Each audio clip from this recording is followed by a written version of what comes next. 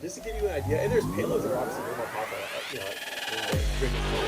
but just to give you an idea of how powerful this thing was, we could be at 8,000 feet high and zoom in on somebody walking their dog, right? Like, it was powerful. And not only that, it had laser designation capabilities. So we were able to paint a target, and manned aviation, who had, kill payloads mounted on them, they would be able to just fly by, drop the bomb, and just get out. Prior to us, normally what would happen is a helicopter would be in there, and they would paint the target, and then a fixed wing manned aviation, which was usually F-16, F-18, they would fly over, drop the bomb, and then get out of there. And then the bomb would follow the laser designation, and the laser was actually giving off a code that the missile would actually identify and say, oh, this is the code that I'm supposed to follow. Okay, I'm gonna follow that code, right? So this payload had that capability, and not only did it have laser designation capabilities, it had target acquisition capabilities. What that meant for the drone community was we could directly be connected to artillery units, be in the sky, have direct communication with artillery units. They would give us the coordinates of where what they're trying to attack. We would look at that coordinate, and then we would be in direct communication with the arrow. Arrow would tell JTAC what to tell. Triangulate basically the trajectory of where the weapon. That's what we were able to do. So normally speaking, a forward observer would do that. The forward observer would be somewhere on a mountain by himself, all alone, talking to the JTAC, telling JTAC what's happening. The JTAC will tell the arrow. The arrow is usually a major or above, and he's the one that's in control of all air operations, everything. He's in control of what's going on in the sky. He's in control of what artillery battery goes where, when they fire. I mean, he's in control of everything. That's who the arrow is. The JTAC is the person in control of talking to all the other people. And the JTAC's usually a lance corporal, so he's like doing the dirty work. Yeah. So he's talking to the forward observer. The forward observer's seeing where these shots are landing from the artillery battery. He tells the arrow, oh, it landed such and such. And sometimes he would say, oh, we need to correct from 70 mils up, 30 mils south. They work off mils, not degrees, because working on the mill, mill, using mils, so a circle has 360 degrees, right? If you're working in mils, it has 2,600 mils. So you're able to break that up even it's further a lot more down. Granular. Exactly. Exactly. So you can work off very, very finite calculations. So he would give corrections, and then it would be a circulating procedure where it would be like, okay, landed there, and he would continue to do corrections until it was spot on. Well, when we talk about target acquisitions as a drone unit, what we do in the sky is we're looking at that particular target, right? And we're listening to the JTAC. We're also listening to the battery. The battery says shots fired or shot or whatever's being commanded during that time. Yeah. When that shot would land, let's say I'm looking at the screen, right? This is our target. We see the shot, boom, it's off, right? Well, what we can do on our end is we would right click on where the shot was, right? And then we would right click on where it needed to be, and the computer would give us the correct algorithm tell the artillery battery, okay, you need to correct 150 mils west, 50 mils south. And every time, shit you not, the second time it was always boom, dead hit. Wow. So that's crazy. We were able to give on the spot like 99% accuracy corrections to artillery batteries. Wow. So, I mean, just talking about drone, now I understand why there's drone podcasts. There's just so much information there, that, I mean, you can carry a podcast on drone itself with the evolution that's going on with drone right now, like you mentioned, with Amazon, with Walmart, Target, UPS. They're all launching their own sectors of drones because the plan is to eventually autonomously deliver packages. And right now they're working on any package that's under 20 pounds. Yeah. We'll be able to, what Amazon's working on is they're their mission is to be able to deliver packages under 20 pounds in less than 2 hours. So you can order it, and within 2 hours it's in your backyard, and that's how it works. So they have their own department, Amazon Prime Air, and they have operators like me. And what they do is, if you're near a warehouse, if you're within a specific dimension, 10 miles away from the Amazon warehouse or 5 miles away from the Amazon warehouse, they'll identify people who have backyards that a drone can come in and come out. Yeah. And so they visit these people's backyards. But these wouldn't be fixed wing drones at this point. No, they would be quadcopter. Yeah.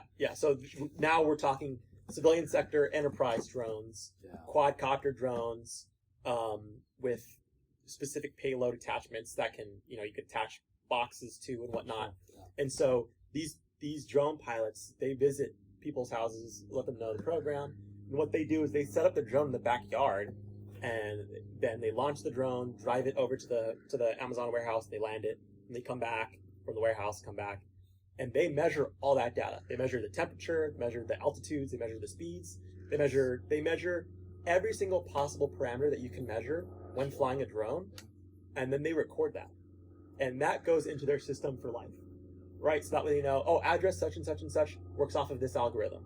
This, and it's working off of those parameters that drone did that day. Yeah. So that way in the future, when they actually launch this program, all their drones know exactly what to do because it's already in the system of what to do during those weather conditions. Well, I mean, there's so much information there. I mean, we can go on and on and on. For the benefit of the kids at home, I mean, this is the tip of the iceberg. I mean, you look at an iceberg. When they say it's the tip of the iceberg, it really is like this measurement here. Yeah. And that's what's on top of the water, and that just seems such a huge mountain of ice, when in reality that iceberg, is just so much more. Exactly. And we haven't even touched or even licked, public transportation using UAVs. We haven't touched or licked 4G, 5G nodes on UAVs, or even UTM, which is the future of where drones are going to be communicating with each other and deconflicting airspace and being able to fly around each other with 99.9% accuracy and no collisions to that matter. I mean, there's so many things that we can talk about in each little category. Without getting you into trouble with your employer, let's summarize how your current employer, how you ended up working with the drones. Yeah, I've heard the story, but I think for the kids at home, it'd probably be good. Of how I got my job at where I work now, right? Yeah. So for a while, when I had gotten out of the Marine Corps, when I was done training and stuff, I really wanted to spend as much time as I could not using that experience, just to see how far I could get in the civilian sector without the military's help. And that lasted for a while. Then COVID hit, kind of ruined things. But then I decided, you know what? I do want to give this a try. I want to give using my experience from the Marine Corps as a drone pilot into the civilian sector. And so a lot of my buddies actually have been in the drone industry for years before that, because immediately as soon as they got out of school, they're like, I want to do drones immediately when I'm done out of here. And so they did that. So they had been in the industry for years. And so I mentioned to one of my real close friends now, I want to join the industry. Like, can you help me get in? And he was like, dude, I can get you in like now. So he forwards me this position that's open for this company called Bird's Eye Aerial Drones, which is my current employer now. And he says, they just sent me an offer right now. They're hiring. You should apply with your experience and, see what happens. And so, I applied and didn't hear back probably for like 3 or 4 weeks. And I just thought they don't want me. And so I get a call from their program manager in the beginning of March. And he's like, hey, I just got around to looking at your application. I saw that you have experience in the military with drone stuff. And he goes, do you have any experience in the civilian sector with quadcopters or anything like that? And at that time, I had bought a DJI Mini 2 just to get some experience. And so I was like, yeah, I do. I have a DJI Mini 2. I have some experience. He goes, oh, he's like, And when you're talking Mini 2, it's not the one that's the size of my it's hand. the one the size of your hand. Oh, okay, it is that one. Yep. Okay. Yep. So that was my first ever drone that I bought. And so I bought it just so I can get experience with operating a quadcopter with my hands, because I obviously did this and like didn't think twice about looking in the sky of where it's at. Like, everything was all like, a lot more complicated. So I was like, yeah, I have experience with DJI Mini 2. And he goes, oh, okay, it's pretty similar to what we use. Right now we use the DJI Mavic Pro 2. It's, a slightly bigger drone than yours, but the controls are pretty similar. And he goes, here's the thing. You don't have experience in the industry with drones, with quadcopter drones. And you also don't have experience in what the industry calls C&D work, which is transmission and distribution, which is what I do. And I'll get into that. He goes, you don't have experience with that either. He goes, but you could be a VO, which is a visual operator, visual observer. And I go, okay, well, what's that? And he goes, well, what they do is they're kind of like the security guards with pilots. So they look at the drone and they just make sure that it doesn't get into trouble. And they kind of set out the plans for the day, and they make sure that people around aren't bothering the pilot, or anything bad can happen in air. They're kind of like it's essentially how he it's put actually it. the co-pilot. Yeah. So it's kind of like the co-pilot, but he's like he was right. It's kind of like the security guard. Yeah. Like oh, step back, like he's flying, like everybody calm down, get out from under the drone, that kind of stuff. And so I was like, sure. He was like it's a good way to get your foot in the door.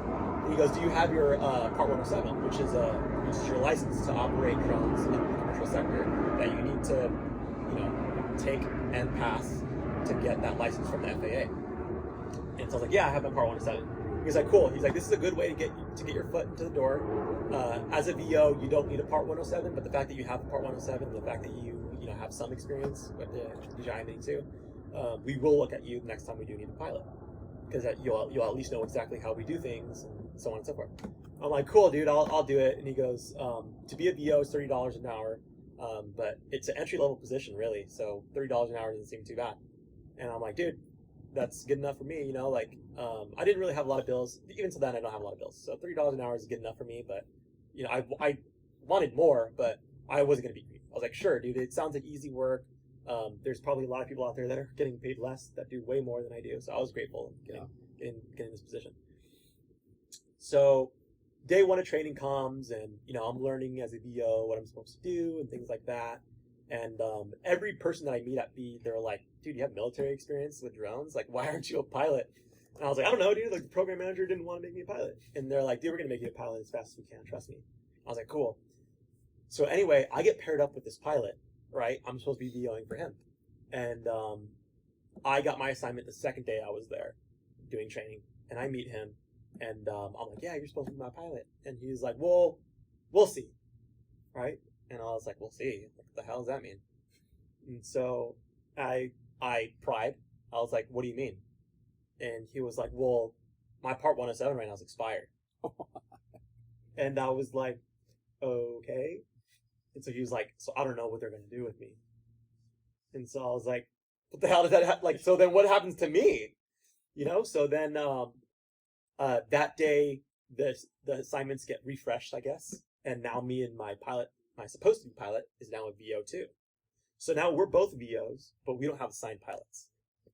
And I'm freaking out. I'm like, dude, we don't have assigned pilots. Like, we're going to get cut off because they don't have pilots for us. This is where my mind is going. And so I'm like, but I have my Part 107, so I can legally do this. And so I go up to the program manager that initially called me and blah, blah, blah, blah. I'm like, hey man, I noticed that my pilot's a VO now. And he was like, who's your pilot? And I was like, my pilot's Jim. I won't say his last name just for confidentiality. And I was like, it's Jim. And he's like, oh yeah, he's a VO now because his license is expired. And I was like, I know. That's why I'm coming to talk to you. I was like, we don't have a pilot anymore. Well, I don't have a pilot, neither does he. I was like, where do we go? Where do we fit in this calculation at this point? And he just kind of was like, And I was going to say it. I was going to be like, dude, make me a pilot. And then this just solves everything. But before I could say, he's like, well, you have your 107, right? And I was like, yeah. He was like, do you want to be a pilot? And I was like, yeah. And he was like, bing, you're a pilot. And he was like, we'll work out the details with HR in the background as far as your pay goes, but you're a pilot now. That's cool. So 2 days in as a VO and I'm a pilot. There you go. You don't, I mean, but what's amazing is that like I was, you know, so, I mean, just for the benefit of the kids is like our relationship all here, you know, Jesse's cousin, I'm the uncle, and I saw Jesse grow up, and during his life in the military, I thought you went to the military full time. I wasn't aware that you were in the reserves, but even just the reserves has really benefited you in such a big way. You know, the fact that you were able to go get your pilot's license, and be able to pick up a job at entry level, and 2 days later get promoted to a pilot just based on that experience, which is totally fascinating and pretty amazing. But gosh, I wish we had more time to talk more in depth of the technology around the whole drone industry. But there's plenty of podcasts, you know, to go and get that information. I recommend to start because you got like first-hand experience, you know, military and now commercial and whatnot. That's pretty cool. But let's talk a little bit about like on an everyday in your job, right? Is it almost like playing a game? I mean, you got your little joystick, right? It is, and it's funny because there's a lot of I want to say civilians just because we're talking about the military. There's a lot of customers out there, and I refer to people, normal people living their normal lives as customers. The reason why is because working for Bird's Eye Aerial Drones, we are a vendor for Southern California Edison. They're the ones that supply this huge contract. And when I refer to T&D work as transmission and distribution work, what that means and what I do is we travel all of Southern California, and I mean that very loosely because we go all the way up to like Bridgeport, near Tahoe, and Bishop, and you know, a lot of cities way up north. What we do is we travel all around Southern California, and we do inspections of the electricity poles, the power poles. Yeah. You know, so the wooden poles that you see that carry the electrical lines, and then the big lattice towers, the metal ones that you see in big cities, we inspect those with the drones. And so we take high resolution shots of each little area, and what that provides to the client, being Southern California Edison, is it allows them to, because it's in such high resolution, it allows them to inspect in very great detail whether those bolts are you know, in all the way, if rusted, rusted, you know, are these transformers leaking, does any of these need maintenance, are any of these poles leaning to the point where it needs to be re-put in, are these poles splitting, and that allows them to mitigate fire. It's all part of the fire mitigation program. So these are not your telephone poles that you see in a residential area. These are out in remote areas where you need a four-wheel drive vehicle, an off-road vehicle, hard to go get to kind of thing. The what? Like hard to get to. You can't really. Yeah. These are like difficult to get to areas where you get to a certain point and you start inspecting through the drones. Would that be a correct assessment of what you inspect? So it's both, actually. Okay, so it's you know, a lot of people refer to the assets that we collect. We refer to these poles as assets because we collect them and then provide them to the client. But a lot of people refer to these electricity poles as, you know, phone poles, telephone poles. Telephone poles. I've always power because poles. As a kid, you know, obviously this is not today. This doesn't happen today. But before, as a kid, I think I know what you're gonna say. You would call the telephone company just like, hey, I want telephone service at my house. The telephone man would go and climb the telephone pole, which is really an electricity pole. Yeah. And the electricity would be at the very top level of those poles, and then a few layers down would be the phone wires that would run down to the house. Exactly. And that's why they're known as telephone poles. But in reality, they're owned by the electric companies. Yep. and everyone else just piggybacks them. Exactly. Piggybacks off of them. Frontier, AT&T, Yeah. they all have contracts to have their equipment on those poles. Yes. Because once upon a time, those communication wires weren't there, and it Correct. was just electricity. Yeah. You know. Yeah. But so we do inspect these. So if you see from where you're sitting, you could probably see these poles right here that run along the side. Correct. I would inspect those. We go city to city, so it could be I'm parked on the side of the road and there's a bunch of cars driving by. I'm inspecting there, and then it could also be I have a 4x4 Ford or Ram, and I'm going out in the boondocks.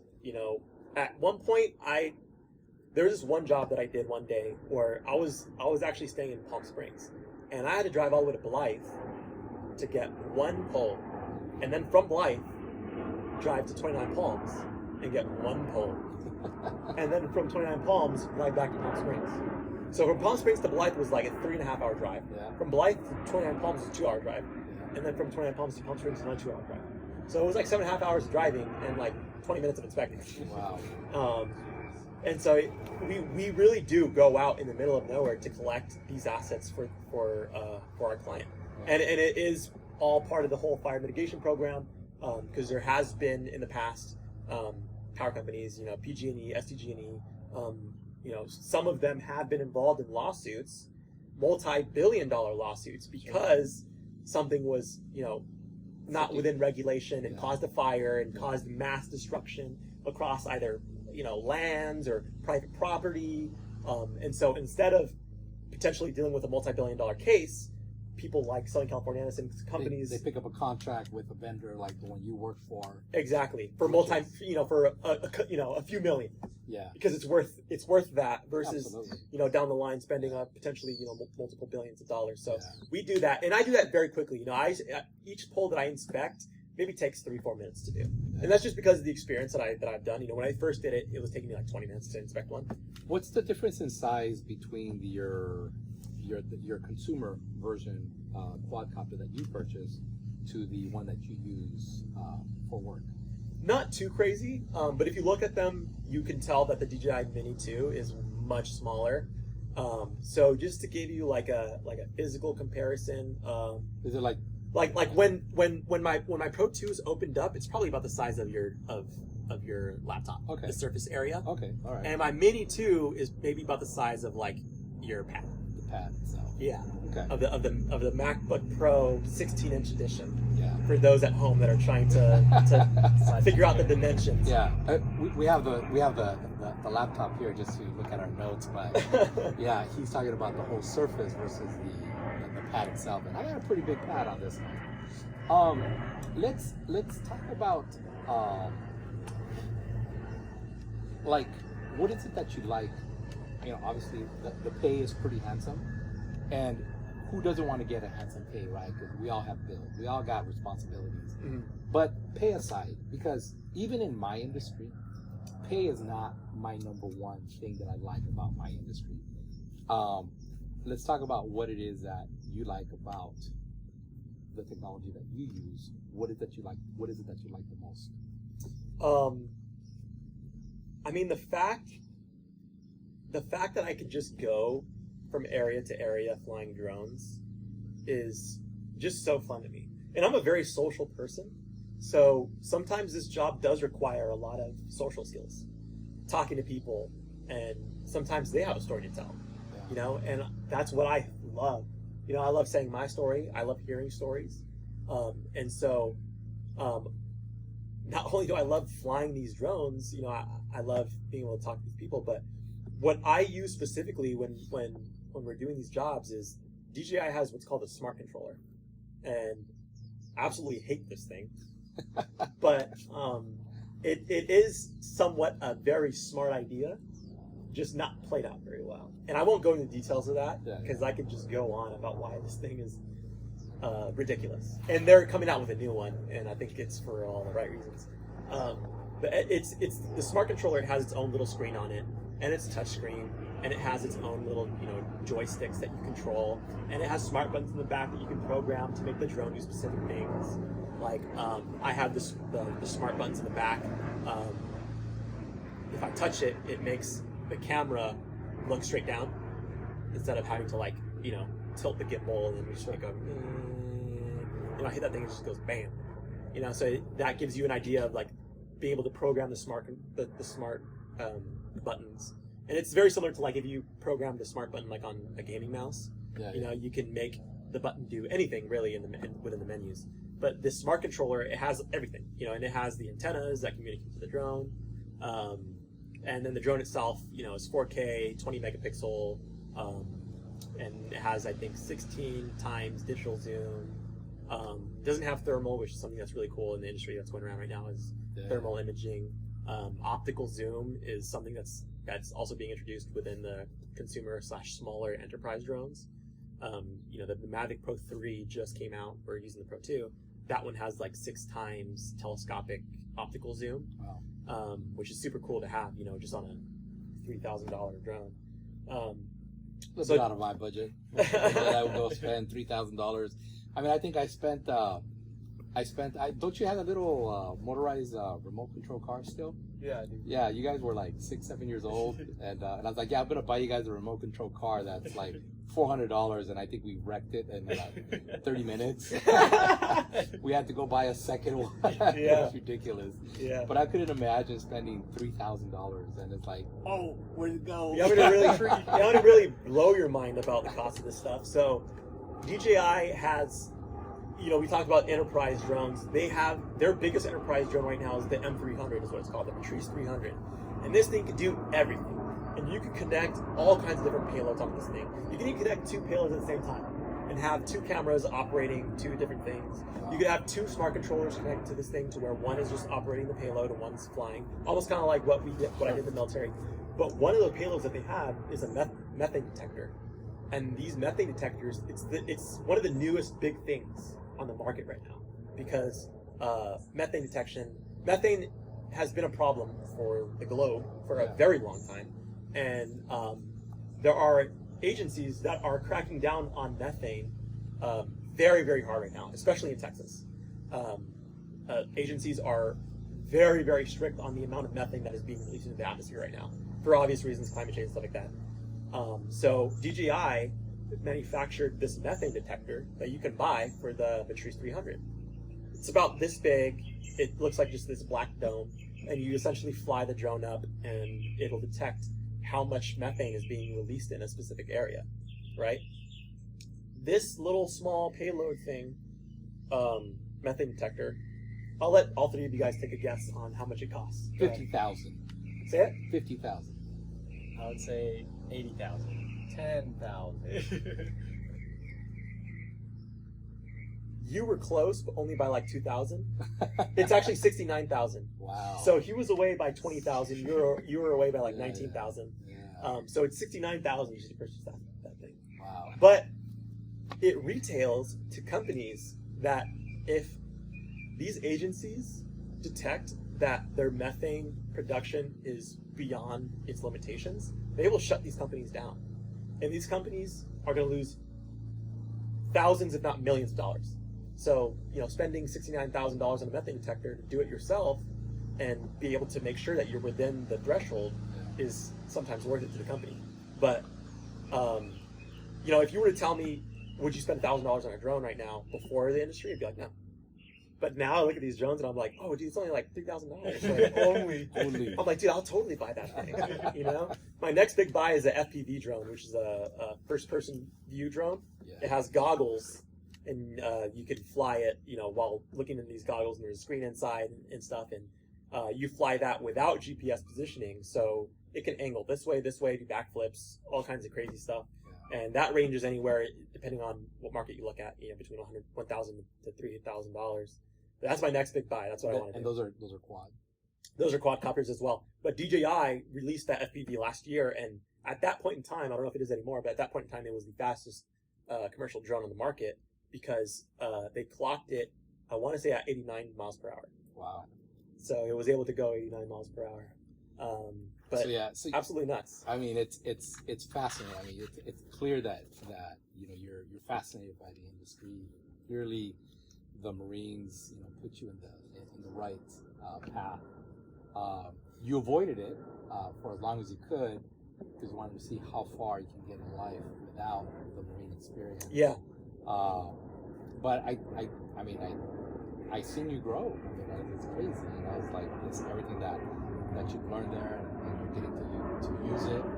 And it's almost like watching these guys as kids playing their Nintendo. You know, it's like you didn't have Which to I still pay. do. I know, but you didn't have to pay them to do it. Where like I had to talk to Victor, like, look, if for every A that you bring, I'll give you $20. You know? But yeah, to tell them to play Nintendo is like, yeah, no, it's like you don't have to pay us, we'll just do it. You know? Yeah. Yeah. But yeah. So in the interest of time, we wanted to get into some interesting questions. You know, obviously this whole talk is fascinating, but we want to take a few minutes at the end of the podcast when we have a guest host, ask them some questions, more on a personal level, and hopefully these responses that we give will help out any youngsters and kids that are up and coming. Identify as he Personal. What 3 pieces of advice would you give yourself as your career